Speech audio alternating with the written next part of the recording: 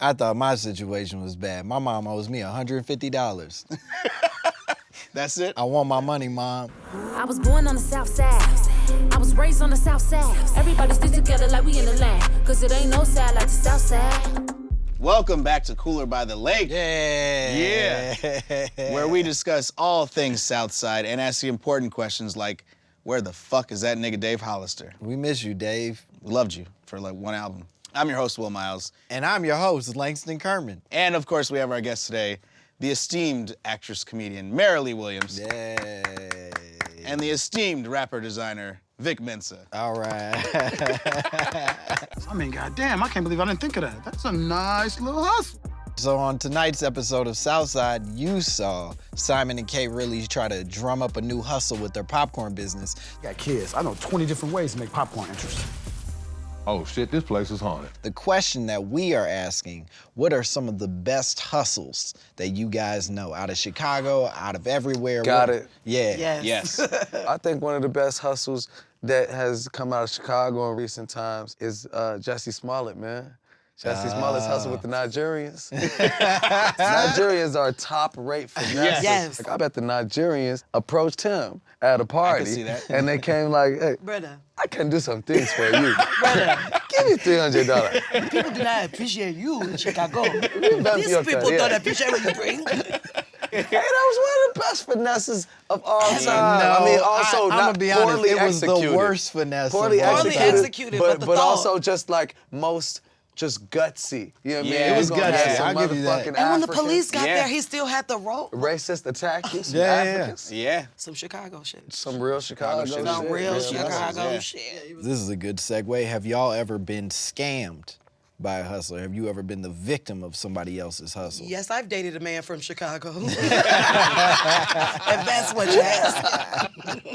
Exactly. Hell yeah, what the fuck? Right, he's great. I've been scammed Hey, a we million ain't shit. times. What up? Yeah. I'm gonna tell y'all about the consummate scam. So one of my good friends, I'm gonna leave him unnamed in this. When he was locked up, I was the only nigga that came to visit him. Yeah. He got out, came on tour with me. He was staying with me in Beverly Hills. Another one of our friends, it wasn't as much my friend, but he was just kind of staying too, sending his little packs back to Chicago Yeah. and shit. Somewhere along the line, he got my credit card and actually cracked my card while living with me. Damn. He was buying chains from my jeweler. He's shopping with Wow. me. He paid me rent money from my money, putting the homies up in hotel suites.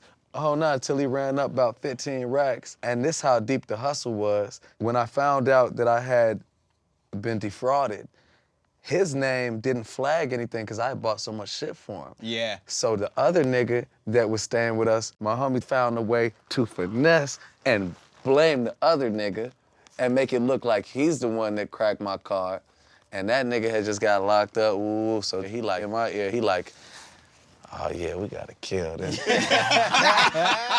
His style's very Chicago. Hey, you know me, I'm like, you know what I mean? I'm turned up at this point. So I'm like, we gotta kill him? Yeah, we gotta kill this nigga for sure, now that you mention it.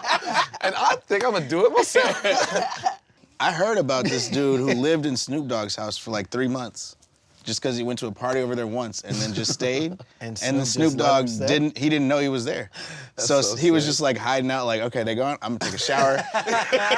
What? That's amazing. It's the best hustle I've ever heard of. And That's That's That's exceptional. not a I thought hustle. about That it. is illegal. One time a motherfucker in Chicago climbed in the roof of the building next to my crib, came across the roof and into my house from the like fire escape or some Wow. shit. And this nigga just pop up in my motherfucking hallway, like, can I rap for you, G? I'm like, Jesus Christ. Rap I is was a like, drug. you so lucky I didn't come out with my He shit did a- right now. I he would have did a- just blew your brains out just because you wanted to spit a 16. Did a Batman move just to give you his mixtape? 16 was That trash. shit was decent as hell. Yeah, I that see. man is I now- wasn't. no. I didn't listen to him rap then and there. I was Yeah, like, yeah. get the fuck out my house. Yeah.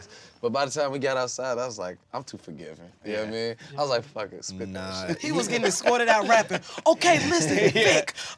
Is he famous now? No. You don't get on doing shit like that. You get shot. I swear I thought he was about to be like, and that boy is Little Nas X.